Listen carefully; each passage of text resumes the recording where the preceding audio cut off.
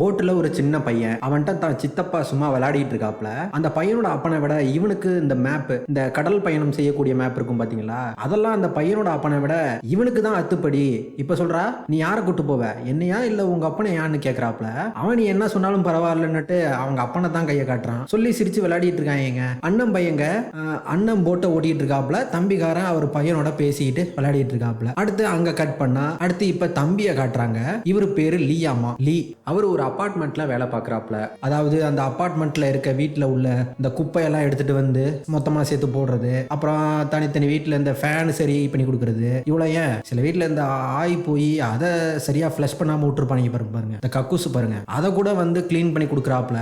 இவர் ஆயை கிளீன் பண்றாப்ல, அதை அந்த ஆய் போன அந்த பொண்ணுக்கு ரொம்ப இம்ப்ரெஸ் ஆகி இவர்கிட்டே வலிகிறா. ஆனா அவர் அதுக்கெல்லாம் சட்டை கூட பண்ணலங்க. முகத்துல ஒரு ரியாக்ஷனே இல்ல, மூஞ்சி செத்து போய் இருக்குது. அப்புறம் இங்கிலாந்துல பனிக்காலம்